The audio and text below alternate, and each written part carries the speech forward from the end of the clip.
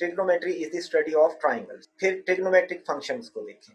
Trigonometric function जो कि ज्यादा रेलेवेंट हैं आपके टेस्ट से। ट्रिग्नोमेट्रिक फंक्शंस क्या है? जैसे साइन है, कोसाइन है, टेंजेंट है, कोसिकेंट, सीकेंट और कोटेंजेंट। अब इसमें ये दोनों सबसे ज्यादा इंपॉर्टेंट है क्योंकि बाकी तमाम फंक्शंस इन्हीं से ड्राइव होते हैं। जैसे टेन थीटा को अगर आप लें तो टेन थीटा इज इक्वल होता है sine theta over cos theta. तो यहाँ से इन दोनों की मदद से टेन भी निकल आएगा। फिर इन तीनों के जो रेसिप्रोकल्स हैं वो ये हैं, यानी कि कोसिकेंट क्या है एक्चुअली, जिसको CSC से रिप्रेजेंट करते हैं, ये एक्चुअली 1 ओवर साइन है, 1 ओवर साइन थीटा। इसी तरह सीकेंट थीटा क्या है? ये 1 over cos theta. Cotangent theta क्या है? ये 1 ओवर टेन थीटा के इक्वल है। तो अगर आप इन दोनों को कैलकुलेट कर लेते हैं तो एक्चुअली बाकी तमाम कैलकुलेट इनकी मदद से हो जाएंगे। अच्छा, फिर आते हैं इनवर्स फंक्शन। इन तमाम फंक्शन का इनवर्स भी है। साइन इनवर्स को हम रिप्रेजेंट करते हैं sine raise to the power -1 theta.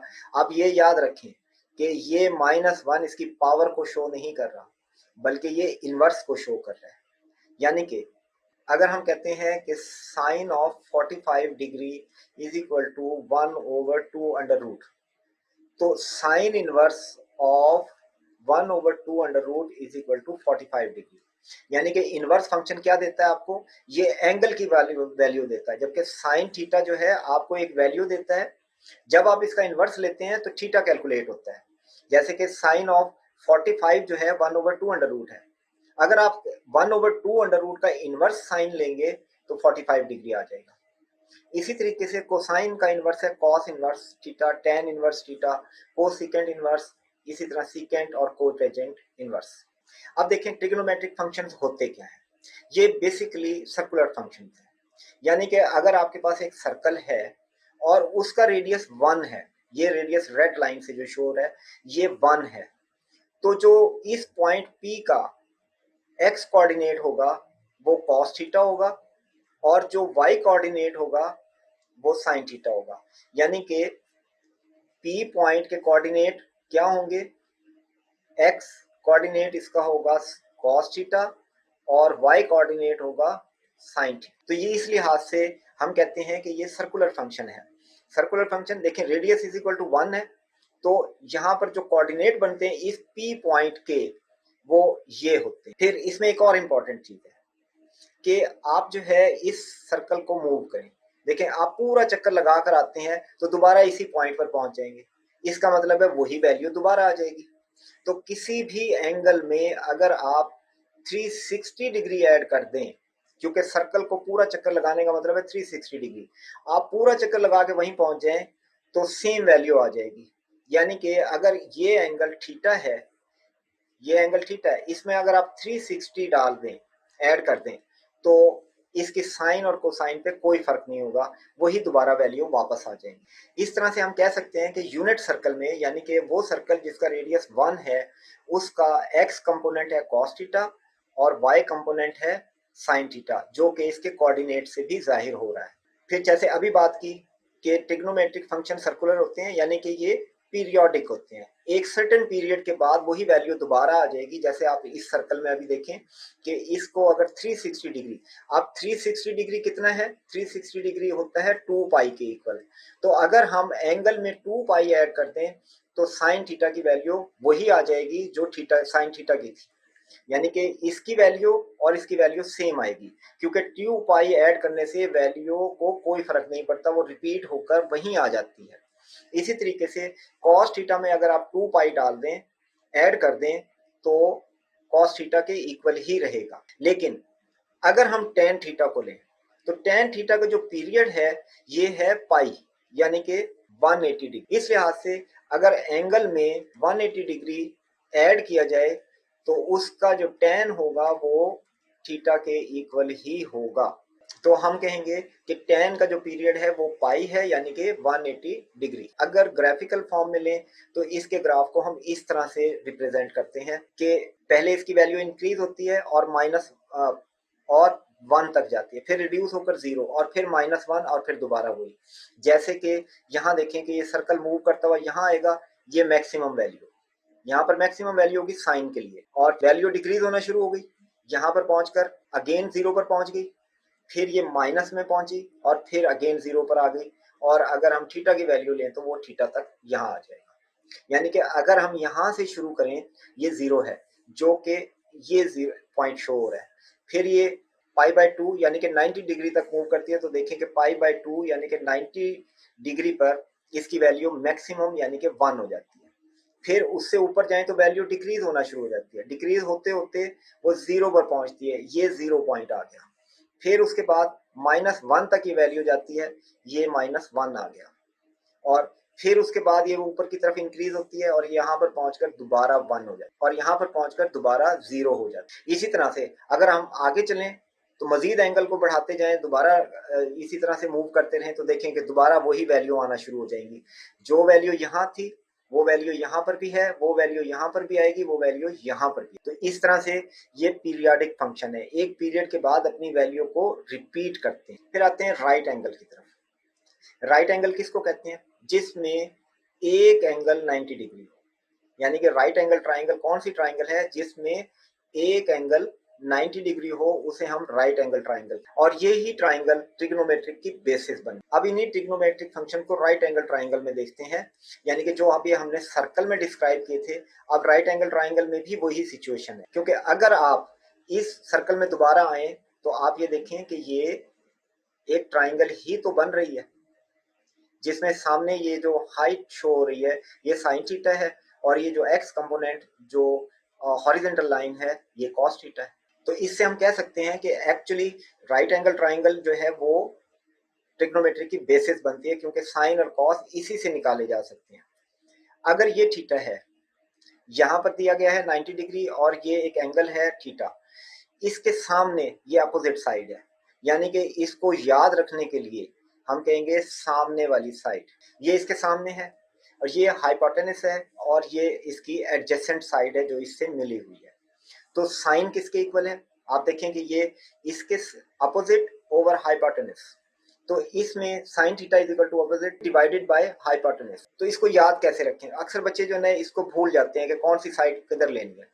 तो याद रखें कि साइन और कॉस दोनों में नीचे ये आएगा, डिवाइजर हमेशा हाइपोटेनस होगा। अब ऊपर क्या आएगा? साइन के लिए सामने वाली साइड, देखें सामने ये है जिसको आप अपोजिट साइड कह लें, क्योंकि ट्राइंगल जब टेस्ट वगैरह में आती है तो जरूरी नहीं है कि वो सीधी रख के आपको दी जाए, बाज का ट्राइंगल इस तरह से भी आपके सामने आती है।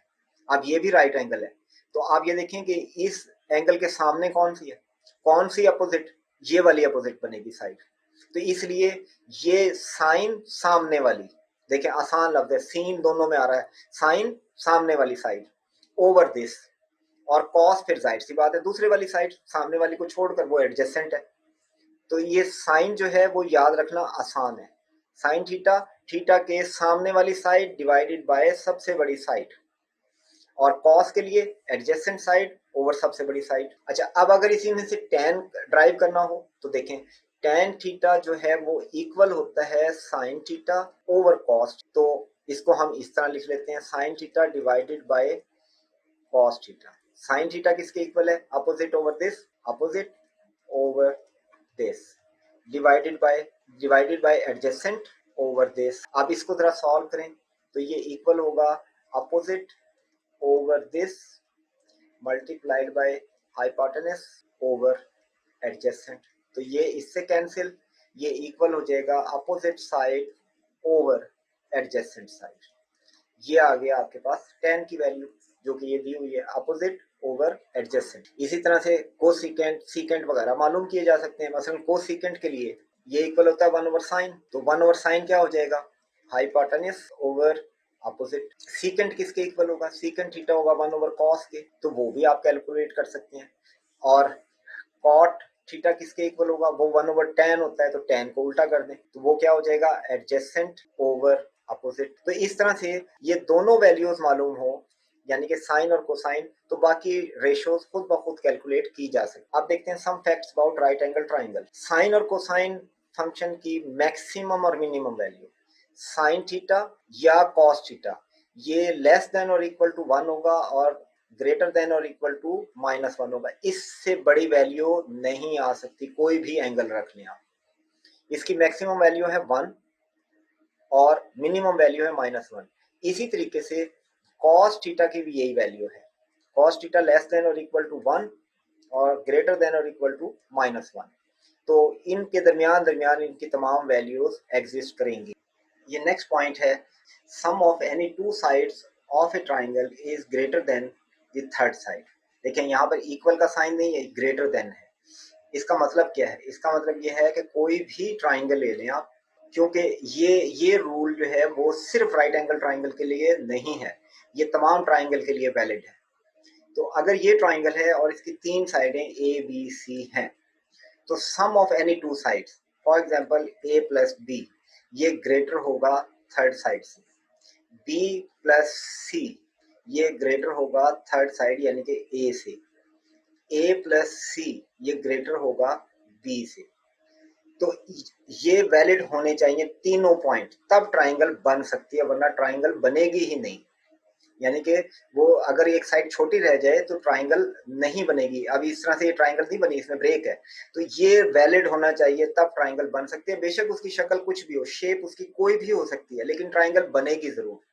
तो बाज़ औक़ात इस कंसेप्ट पर बेस करते हुए भी क्वेश्चन आते हैं, और ये इसके अलावा भी बाज़ क्वेश्चन को सॉल्व करते हुए भी इस कंसेप्ट को अप्लाई करना पड़ता है।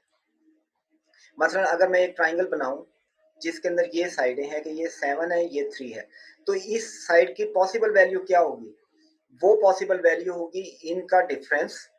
यानी कि अगर मैं इसे कह लेता हूं कि दिस साइड इज के, इसकी वैल्यू है के, तो के क्या हो सकती है? के ग्रेटर होगी 7 माइनस 3, यानी कि इनका जो डिफरेंस है उससे के की वैल्यू बड़ी होगी, but less than the sum of the two sides, यानी कि 3 प्लस 7, इससे छोटी होगी लेकिन इनके डिफरेंस से बड़ी होगी, यानी कि 4 से बड़ी, और के की वैल्यू जो है वो 10 से छोटी होगी। तो इस तरह से हमें ट्राइंगल का मालूम हो जाता है कि ये ट्राइंगल बनेगी भी या नहीं। अगर नेक्स्ट पॉइंट ये है कि sum of all interior angles of triangle is equal to 180। तो इसमें कोई भी ट्राइंगल ले लें, ये भी रूल सिर्फ राइट एंगल के लिए नहीं है बल्कि ये ट्राइंगल के लिए है। तो इसके तीनों एंगल का सम, यानी कि ये एंगल 1, ये एंगल 2 और ये एंगल 3, तो इनका जो सम है theta 1 plus theta 2 plus theta 3, ये इक्वल टू 180 डिग्री होगा। और इसके साथ ही sum of exterior angle of a triangle is equal to 360। देखिए एक्सटीरियर एंगल होता क्या है? मसलन ये ट्राइंगल है, तो इसकी एक साइड को आप बढ़ाएं, फर्क क्या, आपने ये साइड बढ़ाई, इसके साथ जो ये एंगल बनेगा दूसरी साइड के साथ, ये इसका एक एक्सटीरियर एंगल है।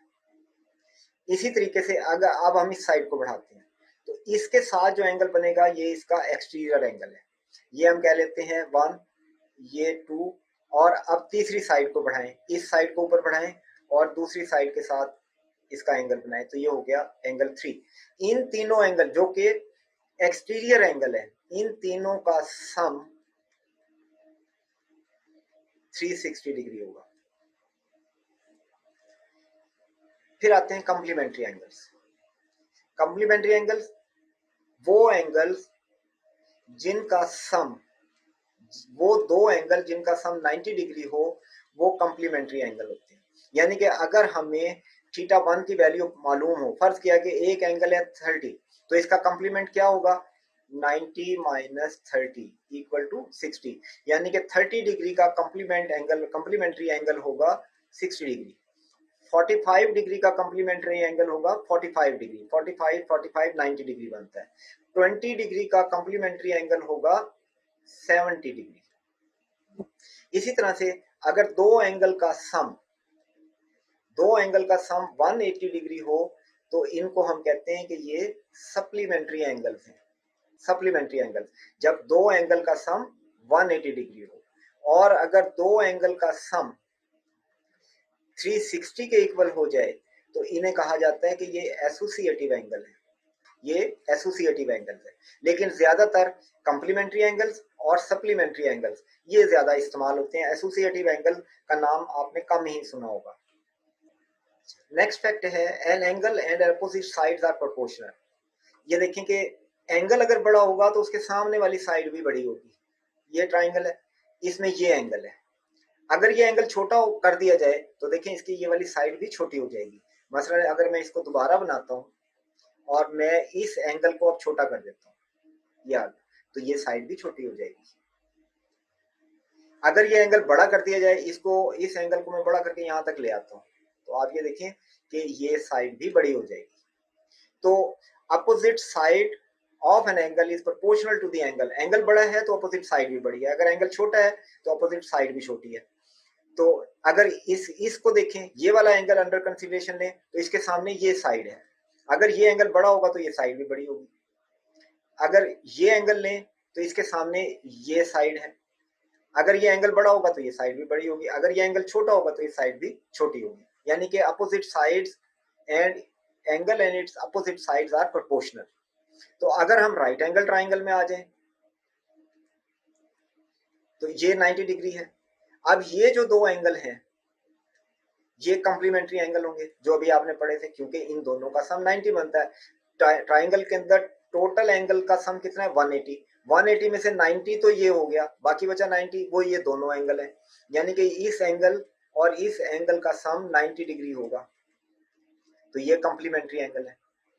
अच्छा, अगर ये एक 45 डिग्री हो, ये एंगल फॉर एग्जांपल ये 45 डिग्री है, तो दूसरा क्या होगा, जबकि ये राइट एंगल है तो ये भी 45 होगा, क्योंकि 45 का कॉम्प्लीमेंट 45 होता है। अच्छा, अगर ये 45 45 दोनों इक्वल हैं तो इनके अपोजिट साइड भी इक्वल होंगी, यानी कि इसके सामने ये साइड और इसके सामने ये साइड, ये दोनों साइडें, यानी कि ए और बी अगर दोनों साइडें हैं तो ये ए इज इक्वल टू बी होगा। क्यों, दोनों एंगल इक्वल हैं। तो इस लिहाज से अगर इक्विलेटरल ट्राइंगल ले लें आप, इक्विलेटरल ट्राइंगल में क्या है कि तीनों साइडें इक्वल हैं 60 डिग्री की। तो सॉरी, इक्विलेटरल ट्राइंगल में क्या है कि उसके तीनों एंगल इक्वल हैं 60 डिग्री के, तो इसकी तीनों साइडें भी इक्वल होंगी। अगर तीनों साइडें इक्वल हैं तो तीनों एंगल भी इक्वल होंगे। फिर आते हैं पैथागोरियन थ्योरम की तरफ। पैथागोरियन थ्योरम ये साइड्स की रिलेशनशिप है कि साइडों को आपस में किस फार्मूले से रिलेट किया जा सकता है। वो है C square is equal to A square plus B square, जबकि सी क्या है, ये हाइपोटेनस है और ये दोनों साइड्स हैं किसके, 90 डिग्री के बनाने वाली साइड्स हैं। तो और इसके सामने क्योंकि 90 डिग्री इस ट्राइंगल का सबसे बड़ा एंगल है, बाकी दोनों एंगल तो छोटे होंगे क्योंकि वो 90 डिग्री दोनों मिलकर बनाएंगे, जबकि ये अकेला 90 डिग्री का है। तो इसके सामने वाली जो साइड है ये सबसे बड़ी साइड होगी क्योंकि ये एंगल भी सबसे बड़ा है, ये दोनों साइडें छोटी होंगी।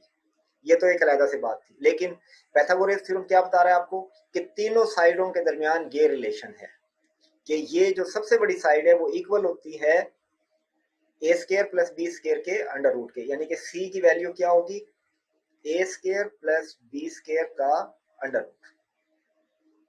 इस तरह से अगर आपको दो साइड्स पता हो राइट एंगल ट्राइंगल की, ये याद रखना है कि ये पैथागोरियन थ्योरम जो है ये सिर्फ और सिर्फ राइट एंगल ट्राइंगल के लिए होता है, राइट ट्राइंगल के लिए होता है, ये सब ट्राइंगल्स पे नहीं लगेगा रिलेशन। तो अगर राइट एंगल ट्राइंगल है उसमें आपको दो साइडें पता हो तो इस रिलेशन से आप थर्ड साइड कैलकुलेट कर सकते हैं। जैसा कि इस एग्जांपल की मदद से आप देखें, a right angle triangle is a side of length 10 feet and hypotenuse length of 20 feet, find the other side, side length. और फिर आंसर को राउंड कर देना सिंगल डिजिट तक, यानी कि इशारिया के बाद सिंगल डिजिट तक रहना है 10 तक। तो इसमें ए की वैल्यू है 10, सी की वैल्यू 20, तो पैथागोरियन थ्योरम में डालें। पैथागोरियन थ्योरम क्या है, A square plus B square is equal to C square. A की जगह 10 आ गया, बी स्क्वायर हमने बताना है और सी है 20 का स्क्वायर आ गया, सी की वैल्यू है 20 तो 20 का स्क्वायर बन गया। तो इसको सॉल्व करें तो आपके पास B square is equal to 300 आता है और बी का जब अंडर रूट लें तो 17.3 फीट अप्रोक्सीमेटली, क्योंकि इसको राउंड किया गया है up to single digit after decimal point. फिर 3 इंपॉर्टेंट ट्राइंगल्स मैं आपको बताता हूँ। ये 3 वेरी इंपॉर्टेंट ट्राइंगल्स हैं जो आपकी खासा हेल्प करेंगी और ना सिर्फ ट्रिग्नोमेट्रिक फंक्शंस की कैलकुलेशन में भी हेल्प करती हैं बल्कि ट्राइंगल को सॉल्व करने में इंतहा दर्जे की हेल्पफुल होती हैं। आप ये देखिए, सबसे इंपॉर्टेंट पॉइंट जो है वो है ट्राइड्स। ये क्या चीज है? आप इसमें आए कि कोई भी ट्राइंगल, जैसे ये ट्राइंगल बनी हुई है, ये कितनी ट्राइंगल होंगी? हर बच्चा ये समझता है कि ये बेशुमार ट्राइंगल होंगी इस तरह की, लेकिन इस पे एक कंडीशन लगाते हैं कि हम सिर्फ जो ना वो ट्राइंगल लेंगे जिसकी ABC की वैल्यू यानी कि साइड्स की जो लेंथ है वो होल नंबर होगी, फ्रैक्शन होगी, डेसिमल होगी। यानी कि अंडर रूट के अलावा, यानी कि सर्ड्स वो नंबर जिनका अंडर रूट एग्जिस्ट नहीं करता, वो नंबर्स के अलावा, यानी कि ये जैसे 3 अंडर रूट है, 2 अंडर रूट है, 5 अंडर रूट है, इस तरह की वैल्यू ना हो। 4 अंडर रूट का आंसर होता है 2, 9 अंडर रूट का वैल्यू होती है 3, ये आ सकती है। लेकिन हम यहाँ पर बात कर रहे हैं वो नंबर, या तो वो होल नंबर हो, पॉजिटिव इंटीजर्स हो, या फिर फ्रैक्शंस हो, या डेसिमल पॉइंट। अंडर रूट वाली वैल्यूज यहाँ ना हो ABC में। तो दुनिया में सिर्फ 4 और 4 ट्राइंगल की रेशो एग्जिस्ट करती हैं, यानी कि इस शेप की सिर्फ 4 ट्राइंगल एग्जिस्ट करेंगी। इन रेशोज को हम कहते हैं ट्राइड्स। अब इनकी सिग्निफिकेंस क्या है और ये खुद क्या है ये आप देखते हैं। 3, 4, 5 ये क्या शो कर रहा है? देखिए, पैथागोरियन थ्योरम है C square is equal to A square plus B square. ये आप पहला ट्राइड उठाएं, इसमें डालें, सबसे बड़ी साइड पे सबसे बड़ी वैल्यू रखें, इधर एक वैल्यू रखें, इधर दूसरी वैल्यू रखें। आप कैलकुलेट करें, 25 is equal to 16 plus 9 and 25 is equal to 25। देखें दोनों साइडें बैलेंस है। ये शो करता है कि अब ये ट्राइंगल बनेगी जिसकी साइडें 3, 4, 5 होंगी। जैसे ये 3, ये 4, तो ये 5 होगी। तो अब आपको एक चीज पता चल गई कि अगर आपको दो साइडें पता हो तो तीसरी विदाउट कैलकुलेशन निकलेगी। यानी कि अगर मैं कहूं कि एक साइड, सबसे बड़ी साइड है 5 और एक छोटी साइड है 4, तीसरी साइड क्या है, तो मैं कहूंगा 4, 5 नेक्स्ट 3 आएगी। क्योंकि आप इन वैल्यूज को 3.1 कर दें तो दोनों साइडें बराबर नहीं होंगी। इसका मतलब है ट्राइंगल सिर्फ इन 3, 4, 5 नंबर से ही बन सकती है। इसी तरीके से दूसरा ट्राइड है 5, 12, 13। आप इसको भी देखें कि 13 का स्क्वायर इक्वल होता है 12 स्क्वायर प्लस 5 का स्क्वायर। तो ट्राइंगल तो इनसे बनेगी ना फिर। तो अगर ये नंबर है तो ट्राइंगल बन जाएगी। इसी तरह से ये इनको आप चेक कर लें कि इसमें 17 का स्क्वायर इक्वल होगा 15 का स्क्वायर प्लस 8 स्क्वायर। इसी तरह से 25 का स्क्वायर 24 का स्क्वायर और 7 के स्क्वायर के सम के इक्वल होगा। तो ये 4 ट्राइंगल पॉसिबल हैं विदाउट सर्ट्स, यानी कि नॉन अंडर रूट वैल्यूज के अलावा। यहां पर क्या आ सकता है? पॉजिटिव इंटीजर, फ्रैक्शन या डेसिमल। वो नंबर हो तो ये वैल्यू एग्जिस्ट करती है। अब मैं बार बार आपको फ्रैक्शन और डेसिमल कह रहा हूं, तो अगला एक और चीज भी इसमें इंपॉर्टेंट है, और वो चीज क्या है? आप देखें, अभी हमने इसको प्रूव किया था कि ये दोनों साइडें इक्वल है। आप क्या करें, इसको डबल कर दें। 10 square is equal to 8 square plus 6 square. आप चेक करें कि ये दोनों साइडें भी बैलेंस हैं। It's mean any multiple of a triad, क्योंकि ये बेसिकली रेशियोज हैं, तो रेशियोज को डबल करने से कोई फर्क नहीं पड़ता। जैसे 1:2 है तो ये सेम रहेगी 2:4, ये एक ही बात है। इसी तरीके से हम 8:16 लिख दें तब भी ये रेशो 1:2 है सिंप्लीफाई होकर। तो ये बेसिकली रेशियोज हैं 4। इस रेशो में ट्राइंगल की साइड एग्जिस्ट करती हैं विदाउट अंडर रूट में, इसके अलावा पॉसिबल ही नहीं है। तो रेशियोज को अगर डबल कर देंगे, देखें कोई फर्क नहीं पड़ा। जैसे यहाँ पर इसको रेशो को आपने डबल कर दिया तो रेशो से तो कोई फर्क नहीं पड़ता। तो इस तरह से अब हमें ये भी पता चल गया कि अगर क्वेश्चन के अंदर ये साइड 10 हो और ये 6 हो तो हम फौरन कहेंगे कि ये 8 है। क्यों? इसको हम कहेंगे कि this is equal to 5 into 2, ये है 3 इंटू 2 और ये साइड है 4 इंटू 2। तो ट्राइड तो वही का वही रहा, 3, 4 और ये 5, सिर्फ डबल किया गया। तो अगर आपको एक ट्राइंगल मिलती है इस तरह से और वो ये कहता है कि ये साइड 26 है और ये साइड 10 है, ये साइड क्या होगी? तो आप कहेंगे कि इसका डबल, इसका डबल, तो इसका भी डबल, ये 24 होगी। क्योंकि आपको नजर आ गया था कि ये 13 इंटू 2 है, ये 5 इंटू 2 है, तो ये 12 इंटू 2 होगा। यानी कि 5, 12, 13 ये ट्राइड अप्लाई हुआ है जो कि सेकंड ट्राइड है, इसको डबल किया गया। तो इस तरह से आपके सामने जब भी राइट एंगल ट्राइंगल आए और उसके डाटा में, तीनों डाटा में अंडर रूट ना हो, तो आप समझ लें कि इन 4 ट्राइंगुलर रेशियोज के अलावा कोई वैल्यू नहीं हो सकती। आप इसी को देखेंगे, या तो इसका मल्टीपल होगा या इसको डिवाइड कर दें। मसलन मैं इसको डिवाइड कर देता हूँ, दोनों तीनों नंबर्स को, तो 3/2, 2 और 5/2, यानी कि ये भी ट्राइड ही है। 1.5, 2 और 2.5, ये पहले ट्राइड को, ये जो ट्राइड है इसका हाफ किया। अब इन दोनों, इसका स्केयर लेकर देखें और इनके स्केयर को ऐड करके देखें, इन दोनों के स्केयर को ऐड करें तो आप देखेंगे कि ये इसका स्केयर के इक्वल आएगा। तो इस तरह से आपका काम बहुत आसान हो गया कि ट्राइंगल और ट्रिग्नोमेट्री में इनका बहुत बड़ा रोल है कि आपके सामने सिर्फ 4 ट्राइंगल रह गए, उन्हीं के मल्टीपल होंगे या उन्हीं का हाफ होगा, तो 2 साइडें पता हो आपको, तीसरी साइड विदाउट कैलकुलेशन पता होनी चाहिए। और बाज़ का एप्टीट्यूड टेस्ट में तो एक ही साइड इंपॉर्टेंट होती है कि आपके पास चॉइस में नजर आ रहा होता है कि यार इसमें से कौन सा सेट मैच करता है। एक साइड उसने सिर्फ 5 दी हुई है, बाकी आपको आइडिया है कि 3 और 4 हो सकती हैं। ये साइड 10 दी हुई, तो आप कह सकते हैं कि ये साइड 8 और 6 भी हो सकती है। तो इस तरह से आपके लिए खासी आसानी है अगर आप इसके ऊपर ध्यान दें और इसको अच्छे तरीके से जहन में बिठाएं और इसके कंसेप्ट को बिल्कुल क्लियर कर लें। आप बार बार बेशक वीडियो देखें, तो आप देखेंगे कि इसकी मदद से आपके ट्रिग्नोमेट्री के और ज्योमेट्री के बहुत सारे क्वेश्चन सॉल्व होते हैं। अच्छा, अब इसका ट्रिग्नोमेट्री में क्या रोल है। अब देखें कि इसको अगर मैं ये एंगल लेता हूं, ये थीटा है, आप साइन थीटा निकाल लीजिए। साइन थीटा क्या होगी, b/c।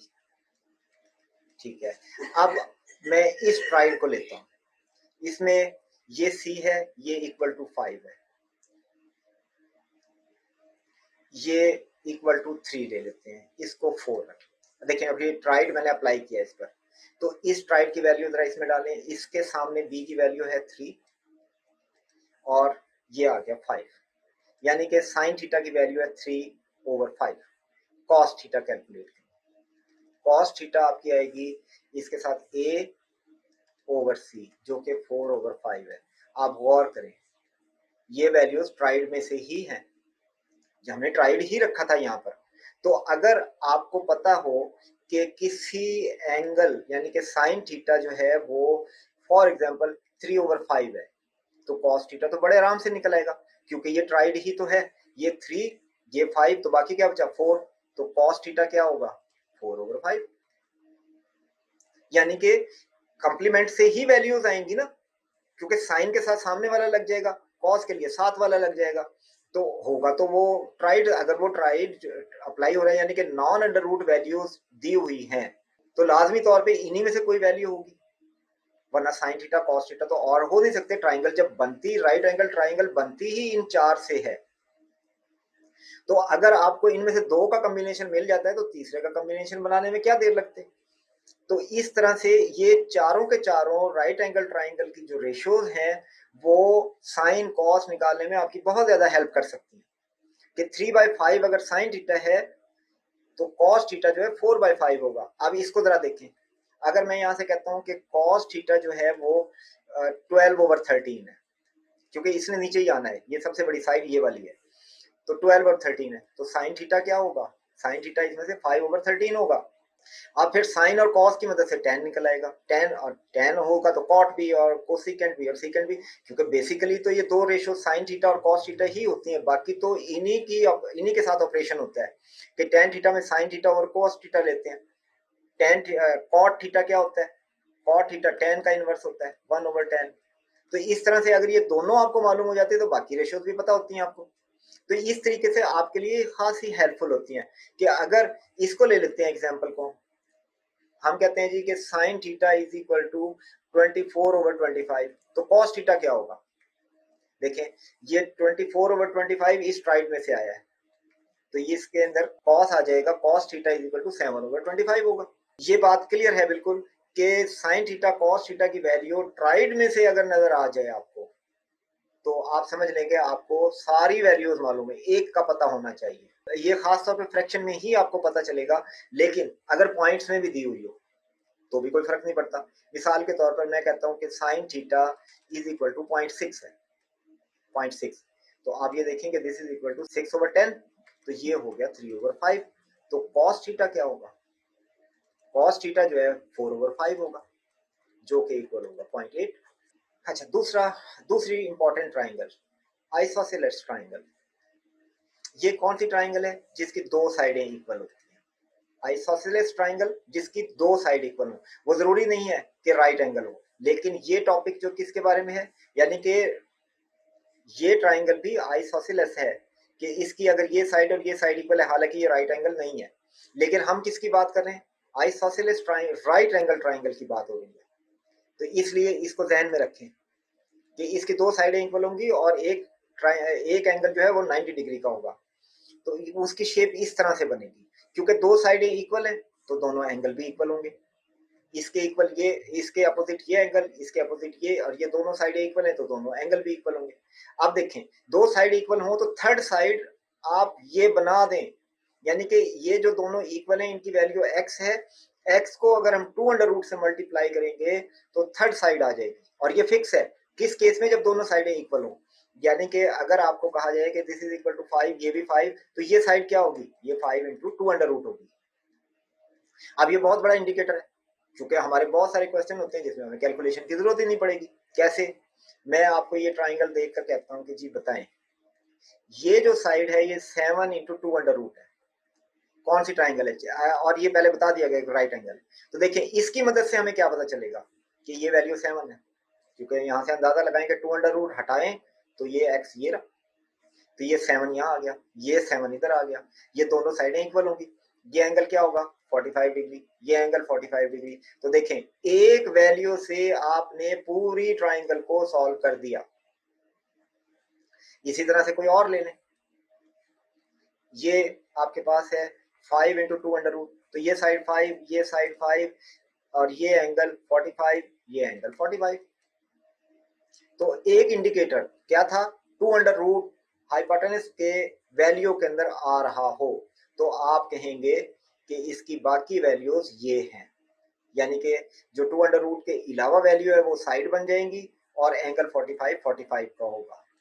अच्छा, दूसरा इंडिकेटर क्या है कि किसी ट्राइंगल में आपको पता लग जाए कि दो साइडें इक्वल हैं और वो राइट एंगल है, तो यही ट्राइंगल बनेगी। फिर जैसे ये, अगर आपको बता दिया जाए कि ये साइड भी 5, ये साइड भी 5, तो समझ लें कि थर्ड साइड ये है और ये एंगल 45 के हैं।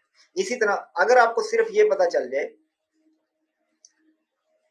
कि ये वैल्यू, फॉर एग्जांपल ये वैल्यू 8 है और ये 45 डिग्री है, तो अब आप इसके पूरे ट्राइंगल को बता सकते हैं। कैसे?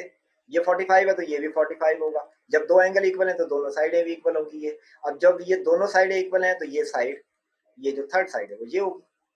तो देखें, इसके इंडिकेटर, एक ये दो एंगल इक्वल, या दो साइडें इक्वल, या एक एंगल 45 डिग्री। और जब दो एंगल इक्वल होंगे तो वो लाजमी तौर पे 45 के ही होंगे। अब तीसरी ट्राइंगल पर आते हैं। ये ट्राइंगल है 30, 60 और 90 की triangle.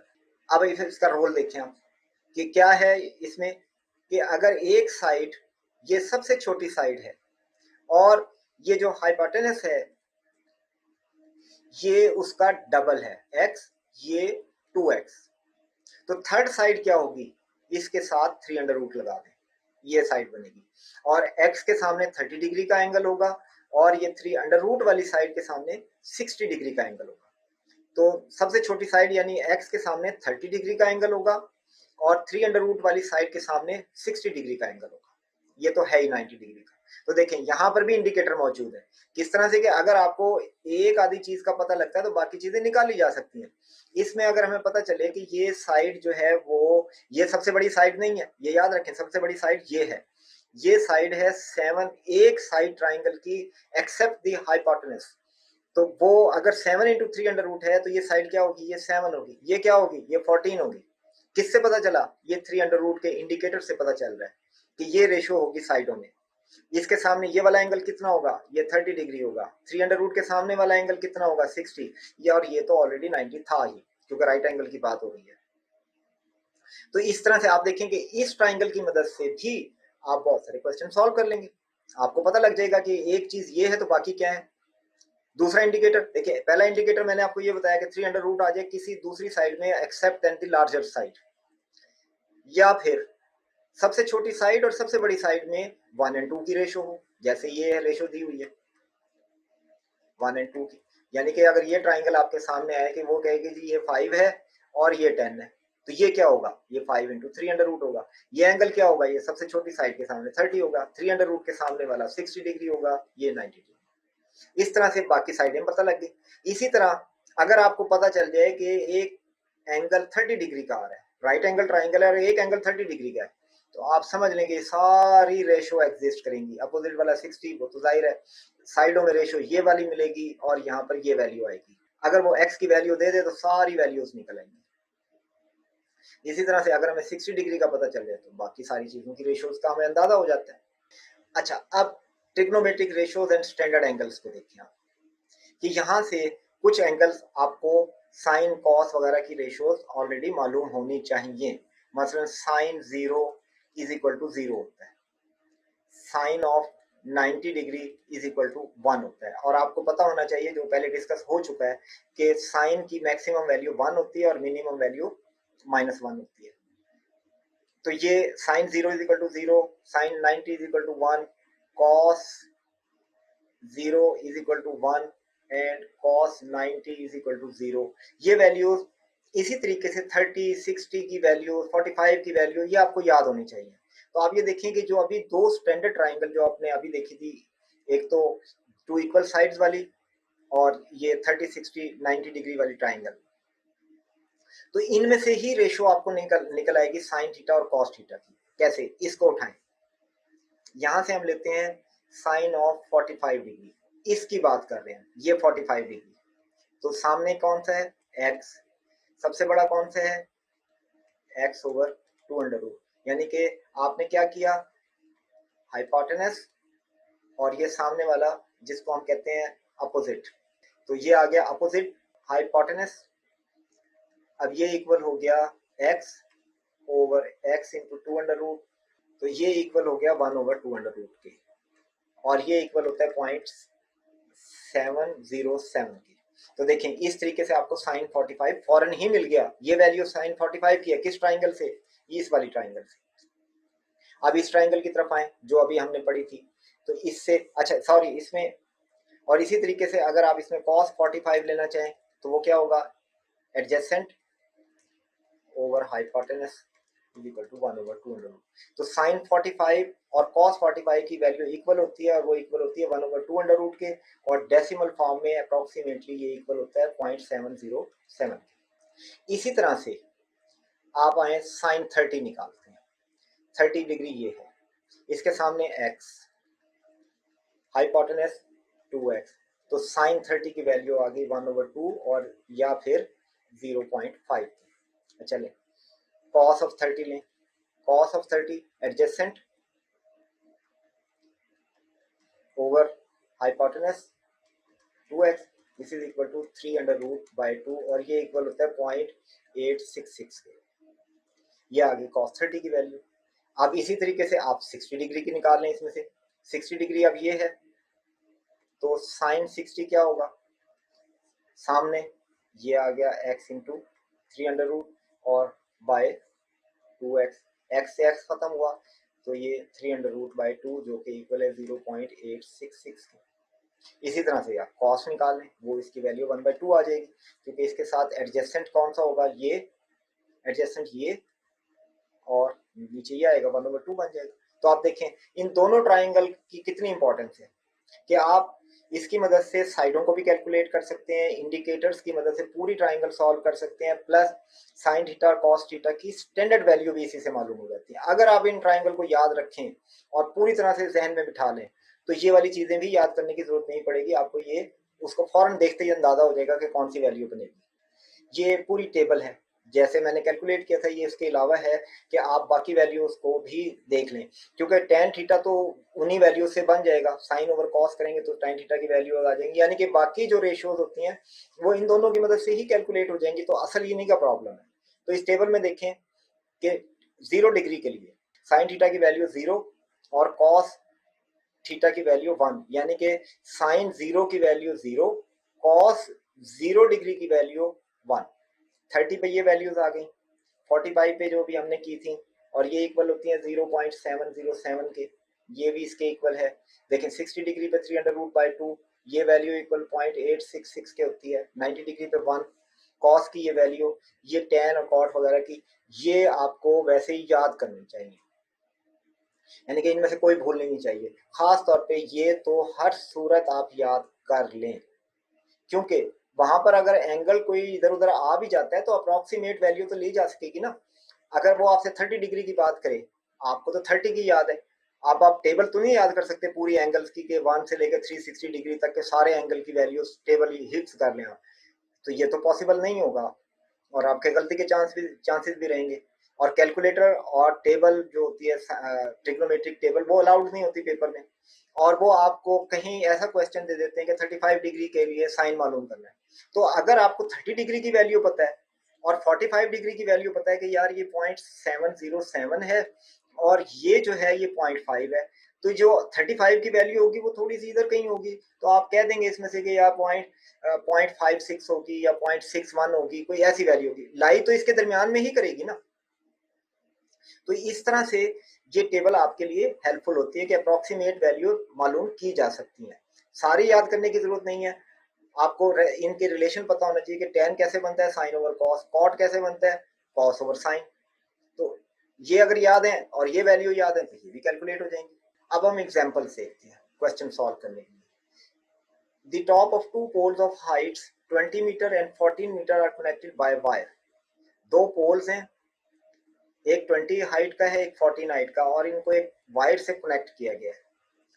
If the wire makes an angle of 30 degree with the horizontal, horizontal के साथ 30 डिग्री है, then the length of wire is. अब देखिए ये पोल है, ये वाला पोल, ये 20 इसकी हाइट है, ये दूसरा पोल है 14 का। अब ये दोनों की हाइट को आपस में कनेक्ट किया गया, ये वायर है, ठीक है, हमने वायर की लेंथ बतानी है। तो अब जरा जब हमने इसको ड्रॉ किया तो आप ये देखें कि क्या सिचुएशन बनती है। ये सिचुएशन टोटल ये बन रही है कि ये हॉरिजॉन्टल आ गया और ये एंगल उसने कहा कि हॉरिजॉन्टल के साथ 30 डिग्री है, ये 30 डिग्री है। अब ये 14 था तो ये भी 14 होगा, क्योंकि ये स्क्वायर की शक्ल में, इस शक्ल में आ रहा है, तो ये पैरेलल हैं दोनों और एक जगह से कट कर रहे हैं, तो ये 14 तो ये भी 14। अब ये 14 अगर है तो ये 6 है, बकाया 20 में से 14 माइनस कर दें तो ये वैल्यू होगी 6। ये एंगल है 30 डिग्री और ये आपने बताना है। तो देखें कौन सा रिलेशन लगेगा, सामने वाली साइड की वैल्यू मालूम है और हाइपोटेनस की वैल्यू आपने मालूम करनी है, एंगल 30 डिग्री है, तो आप इस पे साइन ऑफ 30 डिग्री लगाएं। साइन ऑफ 30 डिग्री किसके इक्वल है, ये आ गया 6 ओवर x, और साइन ऑफ 30 हमें मालूम है ये किसके इक्वल होता है, ये 1/2 के इक्वल होता है। तो 1/2 is equal to 6 over x, और x इज इक्वल टू, ये इससे जाके मल्टीप्लाई हो गया, क्रॉस मल्टीप्लाई करें तो x इज इक्वल टू 12 आ गया, जो कि ये दिया हुआ है, जो कि आंसर है ऑप्शन सी में। अब आते हैं कोऑर्डिनेट सिस्टम। कोऑर्डिनेट सिस्टम क्या है? कोऑर्डिनेट सिस्टम है कि आप किसी पॉइंट की आइडेंटिफिकेशन कैसे कर सकते हैं। देखिए अगर यहाँ पर एक पॉइंट मौजूद है, आप कैसे बता सकते हैं कि ये पॉइंट कहाँ पर है, इसकी लोकेशन क्या है। तो आपको कोई रेफरेंसेस चाहिए, मतलब आपने अपने घर का ही एड्रेस बताना हो तो आप किसी बंदे को बताते हैं कि जी फलां स्टॉप पर उतरेंगे, उसके सामने एक दरख्त होगा, या कोई और निशानी बताते हैं, तो ये क्या आप बता रहे हैं, आप रेफरेंसेस दे रहे हैं। रेफरेंस देने से आप किसी पॉइंट पर पहुंच सकते हैं। तो इस पॉइंट को अगर हमने इस स्क्रीन पर डिस्क्राइब करना हो कि ये कहाँ है, तो हम कह सकते हैं कि हम कहते हैं कि ये लेफ्ट साइड से इतने फासले पर होगा और ऊपर से इतने नीचे आए, तो दो लाइनें जहां मिलेंगी ये पॉइंट होगा। तो इस तरह से कोऑर्डिनेट सिस्टम भी दो लाइनों पर मुश्तमिल होता है, एक लाइन हॉरिजॉन्टल है, एक वर्टिकल है, और इसके मुख्तलिफ इक्वल डिस्टेंसेस के ऊपर पॉइंट मौजूद हैं। ये जो लाइनें लगी हुई हैं इक्वल डिस्टेंसेस की हैं। तो अगर किसी पॉइंट को इस पर जाहिर करना हो, मसलन ये पॉइंट है, ये कहाँ पर है, तो हम कहेंगे कि 1 2 3, इसका पहला पॉइंट 3 आएगा, वो एक्स एक्सिस को शो करेगा, क्योंकि हॉरिजॉन्टल जो है वो एक्स एक्सिस है, ये पॉजिटिव एक्स एक्सिस, और इस साइड पर नेगेटिव एक्सिस, और जीरो जो है वो न्यूट्रल पॉइंट है। तो ये एक्स एक्सिस पर 3 डिस्टेंस अब y के लिए हम काउंट करते हैं 1 2 3 4 और y पर 4, तो ये पॉइंट जो है वो 3 4 है। ये पॉइंट अगर इसको डोनेट करें p से तो ये है 3 4। तो पहला पॉइंट x एक्सिस पे उसका डिस्टेंस फ्रॉम द सेंटर और द ओरिजिन, और दूसरा पॉइंट ये जो 4 है ये y एक्सिस के ऊपर इसकी लोकेशन है, इसका फासला ओरिजिन से कितना है। तो ये 4 है तो यहाँ पर ये 4 आ गया हमारे पास। तो इस तरह से कोऑर्डिनेट सिस्टम किसी पॉइंट की लोकेशन के लिए इस्तेमाल होता है कि कौन सा पॉइंट कहाँ पर है। तो इसमें अगर हम साइन थीटा और कॉस थीटा की बात करें तो इसमें ये जो फर्स्ट पार्ट है, ये जो फर्स्ट है, ये यहां से ये वाला, इसको हम कहते हैं कि दिस इज फर्स्ट क्वाड्रेंट, और ये जो है ये सेकंड क्वाड्रेंट, फिर उसके बाद ये थर्ड और ये फोर्थ क्वाड्रेंट थे। यानी कि एंटी क्लॉकवाइज मूव करें फर्स्ट सेकंड थर्ड और फोर्थ। अब हम इसे देखते हैं ट्रिग्नोमेट्री के लिहाज से। तो ट्रिग्नोमेट्री में फर्स्ट क्वाड्रेंट, ये जो फर्स्ट क्वाड्रेंट है इसमें cos theta sine, cos sine और टेन ये तीनों पॉजिटिव होते हैं, यानी कि इनकी जो वैल्यूज आएंगी वो पॉजिटिव होंगी। सेकंड क्वाड्रेंट में आ जाए तो इसमें कॉस नेगेटिव होगा, साइन पॉजिटिव होगा और टेन नेगेटिव होगा। क्योंकि एक्चुअली अगर आपको साइन और कॉस दोनों को पता है तो बाकी तो इसी से निकल आएंगे। मसलन इस सेकंड क्वाड्रेंट में देखें तो टेन इक्वल होता है साइन ओवर कॉस। अब अगर साइन पॉजिटिव है और कॉस नेगेटिव है तो टेन भी नेगेटिव हो जाएगा, क्योंकि positive over negative is equal to negative. अच्छा, अगर फर्स्ट में देखें कि दोनों पॉजिटिव हैं तो साइन भी पॉजिटिव, कॉस भी पॉजिटिव, तो टेन भी पॉजिटिव। तो इस तरह से बाकी भी मालूम हो सकते हैं। तो थर्ड क्वाड्रेंट में कॉस भी नेगेटिव, साइन भी नेगेटिव, लेकिन टेन पॉजिटिव हो जाएगा, क्योंकि नेगेटिव डिवाइडेड बाय नेगेटिव ये पॉजिटिव हो जाएगा, क्योंकि जो भी वैल्यू होगी नेगेटिव वैल्यू होगी साइन की और कॉस की, तो टेन की भी, टेन की नेगेटिव नेगेटिव से कैंसिल होकर पॉजिटिव वैल्यू आ जाएगी। फोर्थ क्वाड्रेंट में कॉस पॉजिटिव है, साइन नेगेटिव है और टेन भी नेगेटिव है। Distance formula, distance between two points, ये हमें बताता है कि दो पॉइंट्स के दरमियान डिस्टेंस क्या होगा। तो इसका फार्मूला होता है d इज इक्वल टू, यानी कि distance is equal to x2 minus x1 का square plus y2 minus y1 का स्क्वायर। यानी कि अगर हम इसी कोऑर्डिनेट सिस्टम में आ जाएं और एक पॉइंट यहाँ पर मौजूद है P और इसके कोऑर्डिनेट्स हैं 3 4, और दूसरा पॉइंट है Q और इसके कोऑर्डिनेट्स हैं 4 और 7, तो इन दोनों के दरमियान डिस्टेंस कितना है, यानी कि ये डिस्टेंस जिसको हम कहते हैं पी क्यू किसके इक्वल है। आप इसमें फार्मूले में डालें, ये आ जाएगा x2 है 4 माइनस x1 3 इसका होल स्क्वायर, और ये इक्वल होगा डिस्टेंस जो कि पी क्यू को डिस्क्राइब करेगा, प्लस y2 7 माइनस y1 4 और इसका स्क्वायर, और ये इक्वल होगा 1 का स्क्वायर प्लस 3 का स्क्वायर, और ये इक्वल होगा 1 प्लस 9 इज इक्वल टू 10 और इसका अंडर रूट। तो इस तरह से distance between P and Q is equal to 10 under root. अब आप देखें कि इसमें कुछ और चीजें भी इंपॉर्टेंट है। अगर एक पॉइंट यहाँ पर है और दूसरा पॉइंट यहाँ पर है, तो फर्ज कर लेते हैं इसकी वैल्यू है 2 0 और इसकी वैल्यू है 5 0। अब दोनों जगह पे जीरो क्यों आ रहा है, क्योंकि y की वैल्यू तो है ही नहीं, ये तो x एक्सिस के दो पॉइंट है।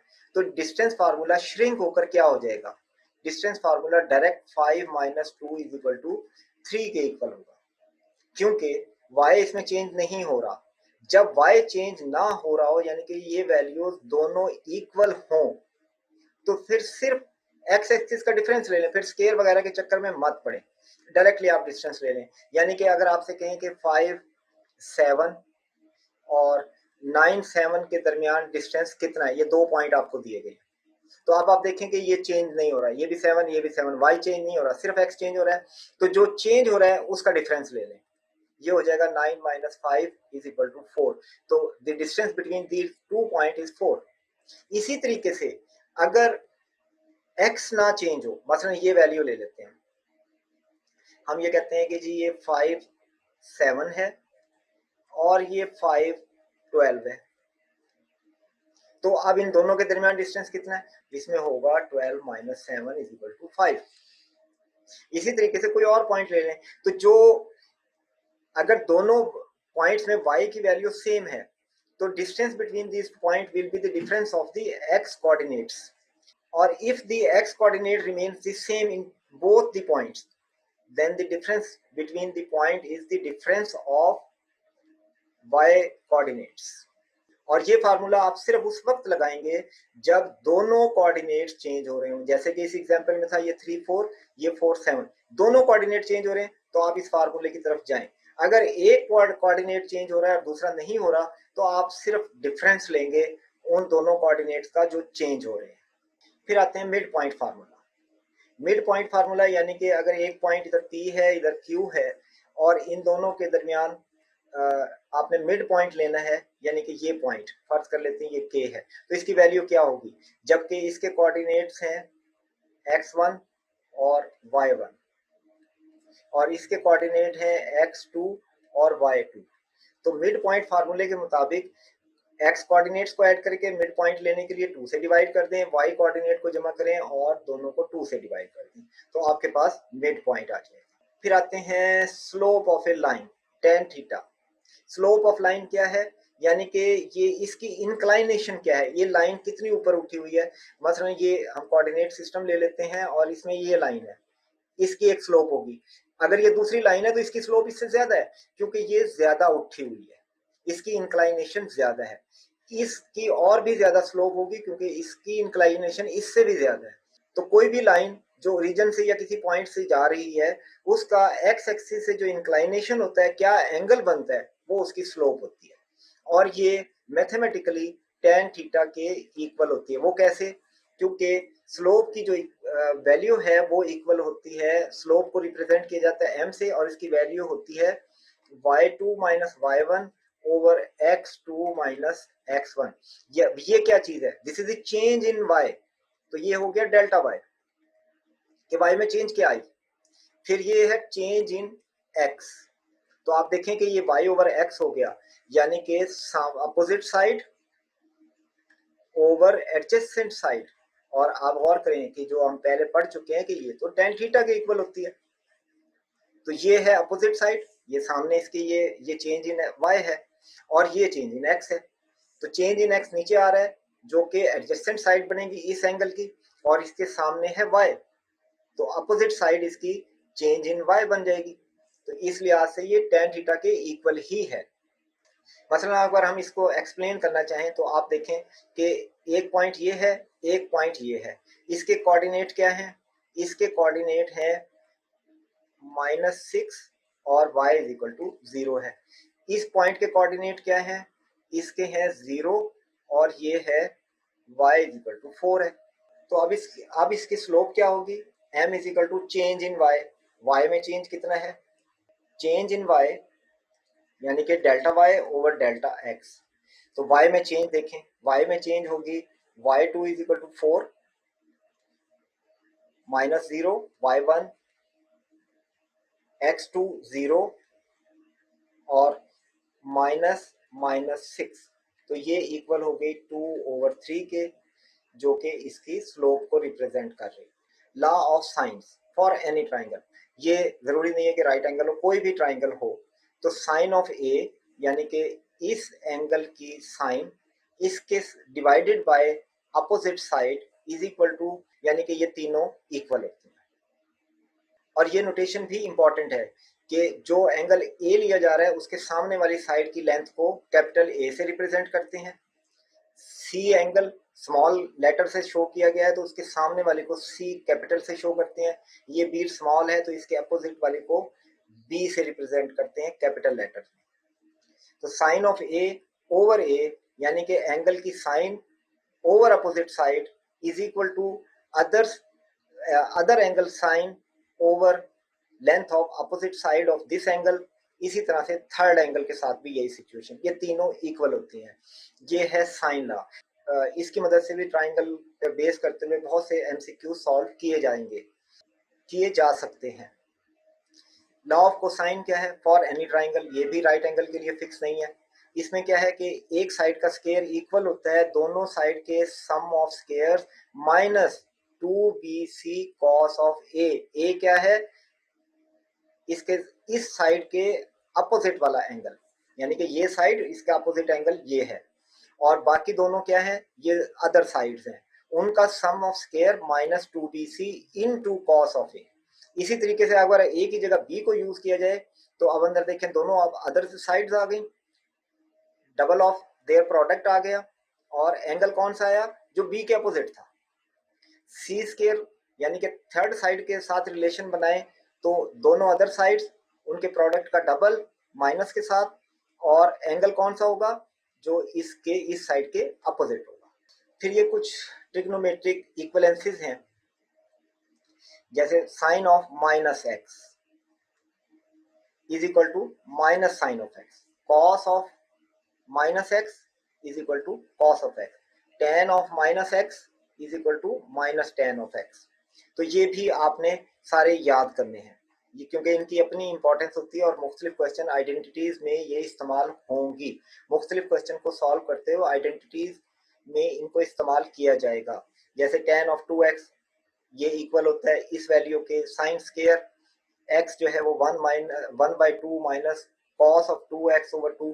तो ये मुख्तलिफ आइडेंटिटीज की फॉर्म है, ये आपको मालूम होनी चाहिए, याद करनी पड़ेगी, खास तौर पर उन टेस्टों के लिए जिसमें ट्रिग्नोमेट्री के बाकायदा ज्यादा क्वेश्चन आते हैं। फिर देखते हैं इवन एंड ऑड फंक्शंस। अभी जैसे पिछली स्लाइड में भी आपने देखा था कि माइनस के साथ साइन के साथ अगर एंगल नेगेटिव हो और उसका साइन लिया जाए तो वो साइन थीटा की जो वैल्यू आती है वो इक्वल होती है कि इस माइनस को पहले लगा लें तब भी वही वैल्यू आएगी, यानी कि ये फंक्शन, इस फंक्शन को हम कहते हैं ये ऑड फंक्शन है। और अगर कॉस के साथ ये किया जाए तो उसे कोई फर्क नहीं पड़ता, यानी कि नेगेटिव एंगल ले लें या पॉजिटिव एंगल ले लें दोनों की वैल्यू सेम रहती है। इस फंक्शन को हम कहते हैं इवन फंक्शन। तो कॉस इवन फंक्शन है और साइन जो है वो ऑड फंक्शन है। और टेन को देखें, टेन में अगर नेगेटिव एंगल की टेन ली जाए तो वो माइनस बाहर, यानी कि ten of theta actual calculate करके फिर उसे नेगेटिव किया जाए तब वो दोनों सेम होंगे। यानी कि कहने का मकसद ये है कि टेन ऑफ फॉर एग्जांपल -45 ले रहे हैं तो ये इक्वल होगा माइनस टेन ऑफ 45 डिग्री के। अब देखें इसको समरी करें तो साइन, टेंजेंट, को टेंजेंट और कोसिकेंट आर ऑड फंक्शन, क्योंकि टेंजेंट इक्वल है साइन ओवर कॉस के। तो अगर ये वैल्यू ऑड है तो ये टोटल ही ऐड हो जाएगी, तो टेंजेंट ऑड है। अब को टेंजेंट इसका रेसिप्रोकल है वो भी ऑड हो जाएगा। कोसिकेंट साइन का अपोजिट है, तो इसका मतलब है ये अगर ये ऑड फंक्शन है तो ये भी ऑड होगा। तो ये तीनों फंक्शन, ये जो तीनों फंक्शन है ये तो डिपेंड ही इस पे करते हैं, तो ये ऑड है तो ये तीनों भी ऑड होंगे। और कोसाइन फंक्शन क्योंकि इवन फंक्शन है तो सीकेंट फंक्शन जो है वो इवन फंक्शन होगा, क्योंकि ये इस पे डिपेंड करता है, क्योंकि सीकेंट जो है वो इक्वल होता है 1 ओवर कॉस के। तो जब ये इवन है तो ये भी इवन होगा। अब आते हैं आइडेंटिटीज की तरफ जो आपको याद करनी चाहिए। अगर आपने बहुत अच्छा स्कोर करना है ट्रिग्नोमेट्री में तो आपको ये सारी ट्रिग्नोमेट्रिक आइडेंटिटीज याद होनी चाहिए। इसमें सबसे इंपॉर्टेंट और वाइडली यूज आइडेंटिटी है पैथागोरियन आइडेंटिटी, जो है sine square theta plus cos square theta is equal to 1। अगर एक ही एंगल की साइन ली जाए जैसे साइन ऑफ 30 डिग्री और आप इसका स्क्वायर लें प्लस कॉस ऑफ 30 डिग्री का स्क्वायर हो तो ये इक्वल होगा 1 के। अच्छा, फिर function in terms of their complement. Complement क्या है कि अगर 90 डिग्री में से माइनस कर दिया जाए, यानी कि कॉम्प्लीमेंट जैसे मैंने अभी पहले भी बताया था कि दो एंगल का सम अगर 90 डिग्री हो यानी कि π/2 हो तो वो कॉम्प्लीमेंट्री एंगल कहलाती है। तो इस θ1 का कॉम्प्लीमेंट क्या होगा, वो होगा 90 माइनस θ2, ये इधर जाके माइनस हो गया तो जो बाकी बचेगा, यानी कि दूसरे लफ्जों में π/2 माइनस θ2, ये आ जाएगा θ1 का कॉम्प्लीमेंट। तो हमने जब कॉम्प्लीमेंट मालूम करना हो तो हम क्या करते हैं कि उसको 90 डिग्री में से या पाई बाय 2 में से माइनस कर देते हैं तो उसका कॉम्प्लीमेंट आ जाता है। तो आप देखेंगे कॉस थीटा इक्वल होता है साइन, यानी कि इस एंगल का अगर कॉम्प्लीमेंट लें तो उसकी साइन और इसकी कॉस इक्वल होगी। जैसे अगर हम कहें कॉस ऑफ 30 डिग्री, तो 30 डिग्री का कॉम्प्लीमेंट है 60 डिग्री, तो आप देखें कि साइन ऑफ 60 के ये इक्वल होता है। अभी जो आपने टेबल देखी थी, अगर आप इसको चेक भी करना चाहें, यानी कि sine of 60 degree is equal to cos of 30 degree. कैसे कि 60 डिग्री का कॉम्प्लीमेंट होता है, यानी कि इसको 90 में से माइनस करें तो वो होता है 30 डिग्री, उसकी कॉस और इसकी साइन ये दोनों सेम होंगी, जो कि आप इस टेबल में देख सकते हैं। देखें साइन ऑफ 30 डिग्री ये 30 डिग्री है, और कॉस ऑफ 30 डिग्री और ये है 60 डिग्री। इसमें देखें साइन है 1/2 तो कॉस 1/2, ये दोनों सेम है। साइन 30 डिग्री की है तो कॉस 60 डिग्री की है। इसी तरीके से इनको देखें आप, अगर हम कॉस लें किस एंगल की 30 डिग्री की, तो ये साइन ऑफ 60 डिग्री के इक्वल है। इसी तरीके से साइन थीटा इक्वल होता है कि जिस एंगल की साइन ली जा रही है उसके कॉम्प्लीमेंट की कॉस इसके इक्वल होगी। साइन थीटा इक्वल होगा उस एंगल के कॉम्प्लीमेंट के कॉस के। इसी तरह कॉट थीटा इक्वल होता है tan theta pi by 2 minus theta, यानी कि कॉम्प्लीमेंट्री एंगल लिया जाए, इस थीटा की का कॉम्प्लीमेंट लेकर उसका टेन ले तो वो इसके इक्वल होगा। फिर सम एंड डिफरेंसेस ऑफ फार्मूला देखें, दो एंगल हैं, एक अल्फा है दूसरा बीटा है, इनके सम की जो साइन होती है वो इक्वल होती है साइन ऑफ अल्फा पहले एंगल की sine into cos of beta दूसरे एंगल की कॉस, और कॉस ऑफ फर्स्ट एंगल और साइन ऑफ सेकंड। तो बहरहाल ये यहाँ पर लिखी हुई हैं, आप ये नोट करें और इनको याद करें, क्योंकि ये भी इस्तेमाल की चीजें हैं। क्योंकि बाज़ औक़ात ऐसे एंगल दे दिए जाते हैं जिनकी वैल्यूज आप सम या डिफरेंस में डिवाइड करके आसानी से मालूम कर लेते हैं, और ये आइडेंटिटी के तौर पे भी इस्तेमाल होते हैं। मुख्तलिफ जगहों पर कोई क्वेश्चन ऐसा आ जाता है जिसमें इसका इस्तेमाल होगा आइडेंटिटी की शक्ल में।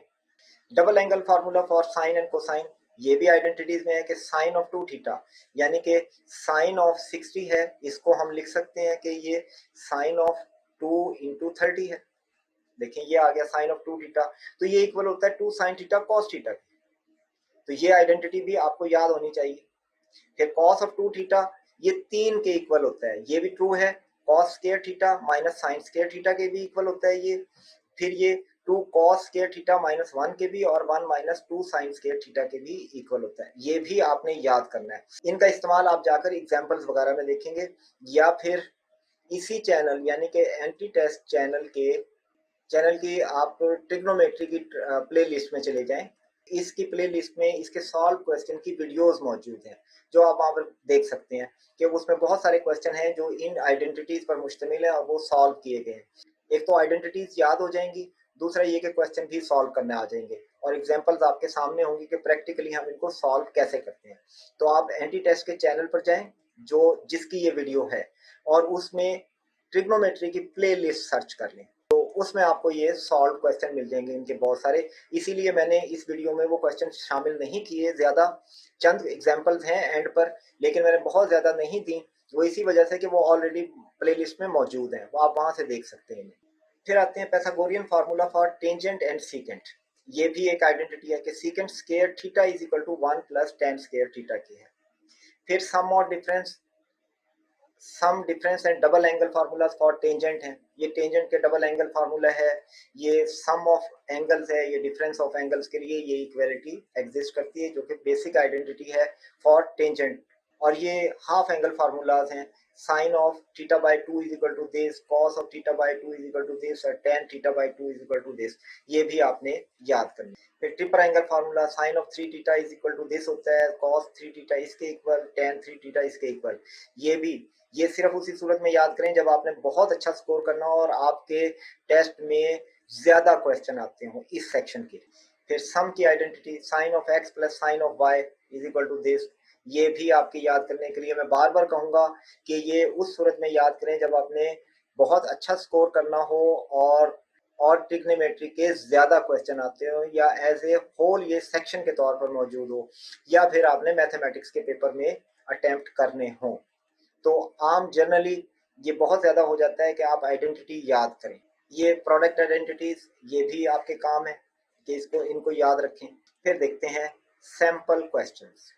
The angle of elevation of A ladder leaning against a wall is 60 degree and the foot of the ladder is 4.6 meter away from the wall. The length of the ladder is, ये situation, ये triangle बनी हुई है आपके पास कि उसने दिया है ये वॉल है और ये लैडर है और ये 60 डिग्री की एलिवेशन है कि ये ऊपर की तरफ कितनी उठी हुई है।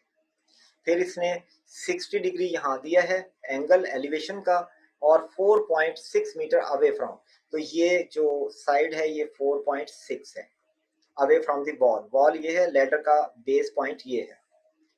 The length of the ladder is, ये हमने लेडर की लेंथ बतानी है। तो देखें एंगल ए बी सी, सी दरमियान में है तो ये एंगल ये मौजूद है, is equal to 60 degree and A C is equal to 4.6। अब ए बी कॉस थीटा किसके इक्वल होगा, क्योंकि इसमें हमारे पास क्या क्या है, हमारे पास एडजेसेंट साइड मौजूद है जिसकी लेंथ है, अपोजिट साइड नहीं है, एडजेसेंट है और सबसे बड़ी यानी कि हाइपोटेनस की हमने लेंथ बतानी है। तो हम कॉस में जाएंगे, cos of 60 is equal two adjacent side 4.6 over x. तो कॉस ऑफ 60 किसके इक्वल होता है, वो होता है 1/2। 1/2 is equal to 4.6 over x और x की वैल्यू आ जाएगी 4.6 मल्टीप्लाइड बाई 2 और ये इक्वल होगी 9.2 मीटर के। तो जो कि ऑप्शन डी में दिया गया है, इसलिए इस क्वेश्चन का करेक्ट आंसर है ऑप्शन डी। ये सेकंड क्वेश्चन है, from A point P on level ground the angle of elevation of the top tower is 30 degree. ये पी पॉइंट दिया गया है, एंगल ऑफ एलिवेशन ये 30 डिग्री आ गया ये हाइट की तरफ। If the tower is 100 metre, ये 100 मीटर इन्होंने दिया, इसकी टावर की हाइट दे दी है। द डिस्टेंस पी, ये वाला पॉइंट डिस्टेंस हमने बताना है कि पी से ए का डिस्टेंस क्या होगा। अब आप देखें इसके अब सामने वाली साइड हमारे पास है और एडजेसेंट साइड है, तो इट्स मीन कि अब हमें tan लेना चाहिए क्योंकि tan के अंदर ये दोनों इन्वॉल्व होती हैं और एंगल हमारे पास मौजूद है। तो हम कहेंगे कि tan of 30 degree is equal to 100 over x। तो tan ऑफ 30 डिग्री होता है 1/3 अंडर रूट के 100 ओवर x। तो x की वैल्यू आ गई 100 इंटू 3 अंडर रूट। अब ये इक्वल होगी 3 अंडर रूट अप्रॉक्सीमेटली इक्वल होता है 1.73 के, अप्रॉक्सीमेटली एग्जैक्ट नहीं हो सकता। तो 100 into 1.73 and this is equal to 173। ये भी अप्रॉक्सीमेटली होगा क्योंकि हमने यहाँ पे राउंड ऑफ किया है। तो ऑप्शन सी इससे मैच करता है, इसलिए इस क्वेश्चन का करेक्ट आंसर है option C. Find the value of tan 60 and tan 120 degree. अब देखें कि अब हमारे पास इसकी tan 60 तो चलें ठीक है, हमें sin 60 और cos 60 का पता होगा, tan 60 का भी पता हो सकता है, लेकिन tan 120 अब हम कितने एंगल याद करें। 120 को हम लिख सकते हैं tan ऑफ 180 माइनस 120। तो ये क्योंकि 180 क्या है, इसका पीरियड है, तो पीरियड में से अगर कोई एंगल माइनस कर दें तो tan की वैल्यू तो सेम रहेगी। इसलिए हमने इसमें से 2 पाई में से 120 को माइनस कर दिया, यानी कि 180 में से 120 माइनस कर दिया, तो ये हो गया tan ऑफ 60 और ये भी tan ऑफ 60 बन गया, क्योंकि tan ऑफ 120 जो है वो इक्वल होगा tan ऑफ 60 डिग्री के, सिवाय इसके कि फिर हम इसकी एडजस्टमेंट करेंगे कि ये किस क्वाड्रेंट का है, क्योंकि 120 किसी और क्वाड्रेंट में आ रहा है, न्यूमेरिकल वैल्यू या उसकी एब्सोल्यूट वैल्यू तो tan 60 के इक्वल हो सकती है, लेकिन साइन डिफरेंट हो सकता है क्योंकि tan 120 इधर जा रहा है जहाँ पे tan की वैल्यू नेगेटिव होती है, tan ऑफ 60 इधर होता है, वैल्यू इनकी सेम होगी, एब्सोल्यूट वैल्यू सेम होगी लेकिन साइन चेंज हो सकता है, इसलिए यहाँ पर tan ऑफ 60 आ गया और ये जो था ये सेकंड क्वाड्रेंट में होने की वजह से माइनस tan ऑफ 60 हो गया, तो ये दोनों एक दूसरे से कैंसिल हो गए, तो वैल्यू इज 0। तो इस एक्सप्रेशन की वैल्यू हमारे पास आती है 0, जो कि ऑप्शन बी में दी गई। The shadow of a tower is equal to its height at 10:45 AM, the sun's altitude is. इसमें इसका कोई रोल नहीं है, हमें सिर्फ ये पता है कि shadow of tower is equal to its height, जितने उस ऑब्जेक्ट की हाइट है, ये हम ये हाइट ले लेते हैं, ये इस साइड पर शेडो आ रहा है, ये शेडो एक्स है, तो ये दोनों साइडें इक्वल हो गई।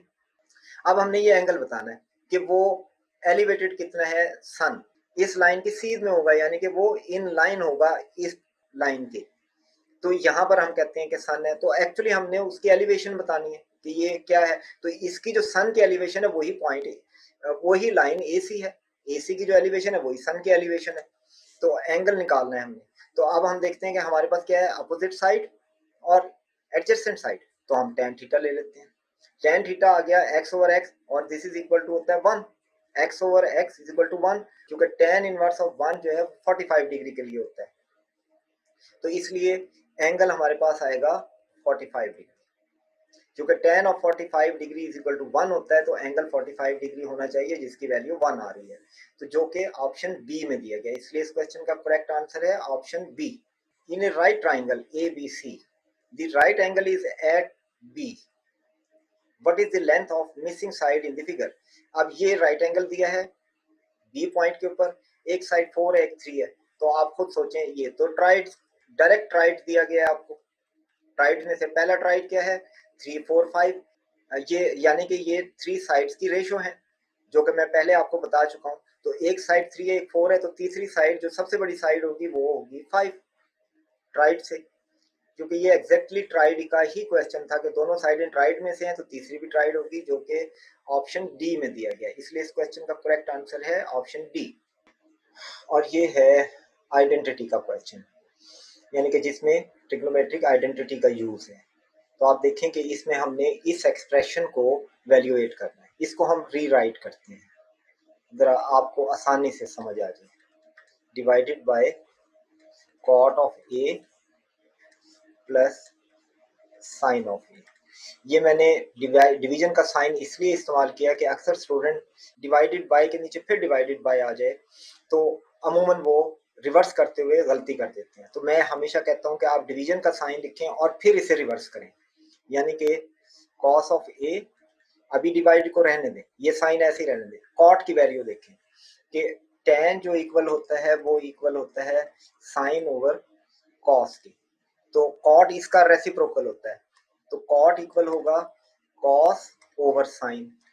तो हम यहाँ लिखते हैं divided by cos of A over sine of A plus sine of A.